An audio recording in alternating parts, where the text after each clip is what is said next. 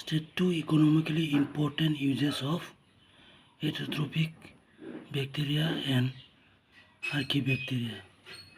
Answer. First, heterotrophic bacteria. They help in production of curd from milk.